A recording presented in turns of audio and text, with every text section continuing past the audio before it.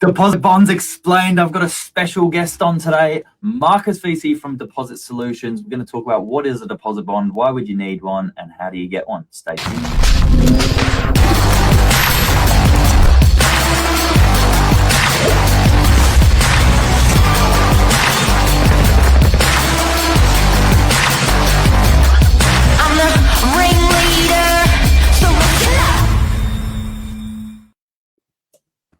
Testing. How are you?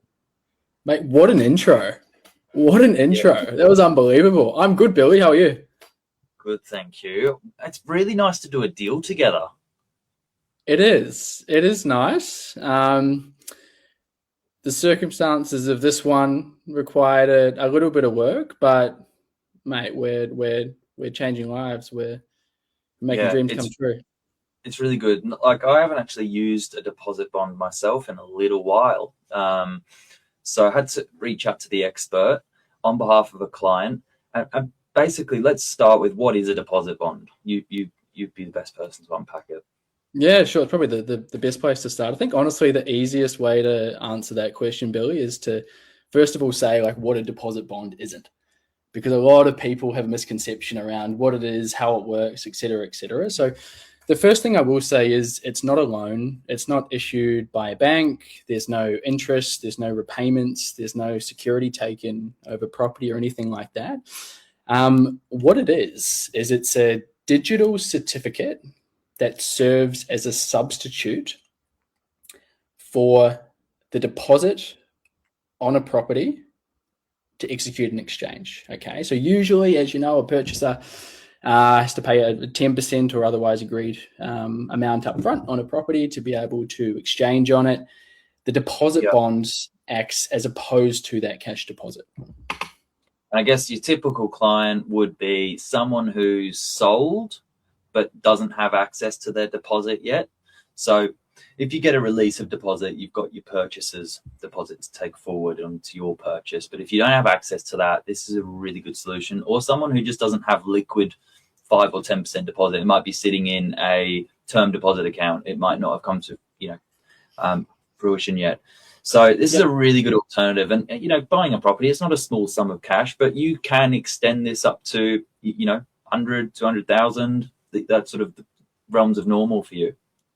Yeah, look, you can take a bond out. Like, we've facilitated bonds for purchases up to $9-10 million with 5.5 year settlement dates on them. So, as long as it can make sense to the underwriter who's assessing it, anything can kind of be considered. And the examples you used before are spot on. Someone who needs to sell before they can buy.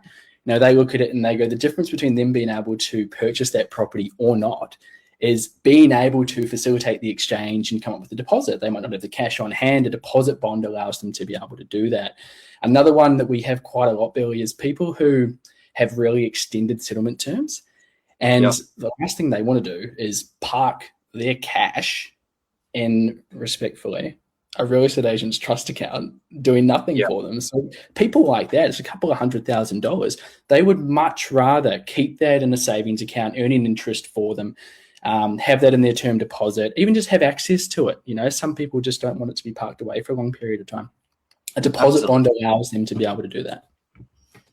And that's a really good segue into, all right, so what's the rough cost of this, and why would you do it? Because you're not going to pay for the service if it's not going to benefit you. If you think about, though, keeping your funds liquid or keeping it in your savings account, like you were telling me off air, you see clients that almost come to the basically net neutral, so that the savings they can keep in their savings account is generating interest, and that covers the cost of putting the bond through you guys.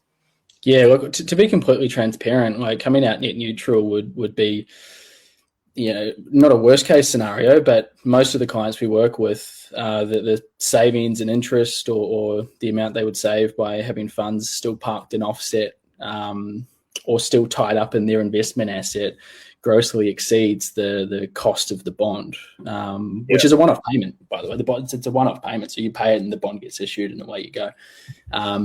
I can give you some examples if you want, Billy, like of what that could look like for some different purchases. $1 million apartment, and let's do a $2 million house. All right, I'm going to pretend that I'm calculating this in my head, but I've got a calculator in front of me, so I'm just going to quickly whiz over to this. For the sake of the example, just to set the scene, let's go $1 million apartment. Let's say it is a 6-month settlement term. Okay, so a bit of a longer settlement term. So ordinarily, the purchaser would be required to come up with $100,000, right? 10%, unless agreed otherwise. Let's say 10%. So that's $100,000. Now, if they were to take out a bond as opposed to the $100,000, it means they can leave the $100,000 wherever it is now, or not have to use $100,000 and use the bond instead. Now, look, if you, and again, this is based on, there's a few asterisks, it's a 6-month term with a 5% interest rate on a savings account, $100,000 in there, circa $2,500 in interest earned is what I'm getting here, okay? Yeah.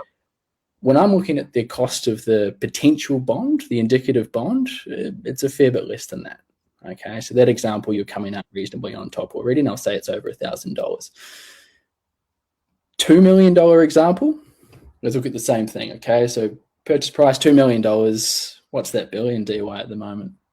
Is that a house? What does that buy you? Yeah, you can get yourself a nice townhouse. You can get yourself an entry-level house. Might need a little bit of work, but I guess that's why you've kept your savings dry. So, yeah, it's good buying. Okay. Well, I think a good way to look at that and put it in the context is let's go a $2 million. We'll say a smaller dwelling that maybe someone's downsizing into. Okay, so let's say they've got a lot of equity in a property that they're selling. They don't have a whole lot of cash on them, as is the case with a lot of people, and they want to be able to purchase this next property for $2 million in DY that Billy's selling them. What are they going to do? They need $200,000. Do they go and rip out of their term deposit, pay an exit fee and forego interest? Maybe. Do they try and take on some additional debt? I doubt a downsizer wants to take on additional debt, and it could be complicated to even do that with a lender. Or do they look at a deposit bond, be able to utilize that as opposed to having to use the cash? It's examples like that where a deposit bond can be really, really powerful and convenient for the purchaser to use. So on that example, comparing it to the other one, over 6 months, if that's parked in a savings account, 5% interest, again, these are estimations for anyone listening because there's a whole lot of variables there. I'm getting around $5,000 in interest that would be earned, okay, on $200,000 over 6 months.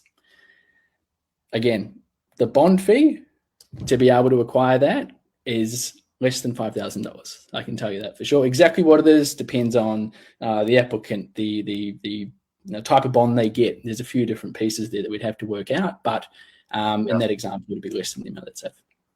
Yeah, that's great. And the pieces of information that we just worked on a deal together, the client sort of gave you was the purchase contract with their name on it as to what they're buying. If they're selling, the sale contract, their ID, a couple of questions which the underwriter would take on. And it was quick and easy, I mean, from the agent's perspective. Oh, that's. I'm glad to hear that from you, Billy. It honestly is. It's almost. I think what people do is they look at it and they think of everything that's involved with a property transaction. So they automatically associate it with the likes of acquiring lending or the purchase process itself, which we know can be stressful and quite intensive when you consider contract reviews and pest and builds and all the rest of it. But the deposit bond process it can be almost too simple. We're talking, we usually say around 48 hours. We can have bonds issued in, the same day if we have all the right information up front. But in our example today, with that particular purchaser, that was literally just the contract from the property they were selling, the contract from the property they were purchasing, some identification, and that was sufficient for the underwriter to be able to conduct an assessment. Now, my red hot question has just slipped my mind. Lucky for me. What is? Do you ever get kickback from the vendor's solicitor or the vendor that's accepting this deposit bond? Like, what is their feeling on it, and how do you, as a buyer, how do you work around that? Yeah, that's a really good question. I think it depends on the particular market that we're working in. We facilitate a lot of deposit bonds for off the plan purchases. and usually that's because they have such long settlement periods and people don't want to park their cash for 3, 4, 5 years while the property gets completed. So usually when that happens, we're working with agents and subsequently developers who work with solicitors who understand them quite well. So they are reasonably conditioned to them. Sometimes when it's potentially home buyers or different markets that aren't too familiar, the vendor solicitor mightn't entirely understand it. And I think that the way that I would usually look to articulate that to them is to get them to look at it as an insurance policy, a backed insurance policy. And it operates the same way the normal one would, right? So if the purchaser was to default or be unable to complete on the purchase, then the vendor would have the right to that deposit from the insurer. They'd get paid out, so that would be where their risk would be accounted for, and then the insurer, on the other hand, would then technically go after the purchaser for the deposit. So it acts as an insurance policy in that respect, which, when there is some misunderstanding or a lack of confidence from the other end, that's usually the best way we communicate it. Which is like the same thing. If you're accepting a 5% deposit and your purchase doesn't complete and you pursue them for the second half, you've kind of got to go down the same route with a litigation lawyer. So it's not default straight into your account. Like it's, I think that's why people do like the old fashioned 10% in trust, and, sometimes they split the interest in the middle at the end. But it's a modern way that we're basically, we're transacting now, and there's still that insurance policy there. I've noticed it's helpful from a buying perspective, and in the current market, vendors are looking for the agent to be a solution-based middleman. And if you're not fortunate where you've got thousands of offers flying at you, and you might have one really good offer, but you've just got to unlock them out of their current selling position into the buying position, then this could be the thing that gets it done. Yeah, and I think something that often people don't understand as well, and I think it's useful for any purchaser out there at the moment, if they're eligible for a deposit bond. You don't have to be at the point where you're about to exchange on a property to be, pre-approved for one, as they call it. There is such a thing as where you can get someone to a position where you're as approved as possible for a bond to be issued. And then you can go around, you can look at properties, you can go to auctions, you can compete for property, commence your search and the likes, with the confidence that you don't have to worry about the deposit when it comes up. You know exactly what your limit is, what that's going to look like, in the same way that you otherwise would. And then all it would take is, once you have a contract that's been prepared, when you are pursuing a property, you would make that as part of your application to the underwriter, and then that would in turn finalise the assessment where the bond could then be issued.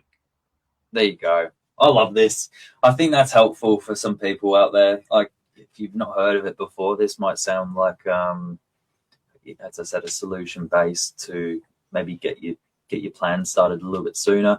Marcus, you're really easy to find. Deposit Solutions, just put it in online, you'll pop up. If you need Marcus' direct line, message here, I'll get it over to you.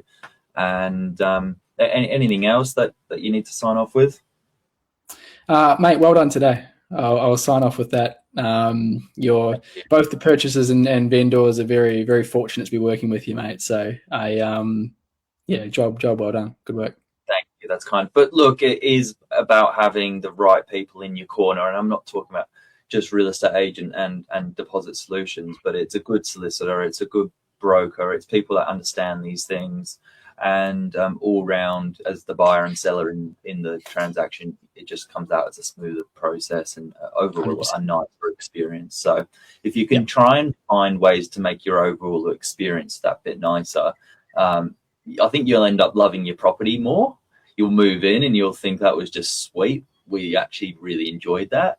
And as a seller, you end up going, that was a good price, and it didn't just, feel like it dragged on.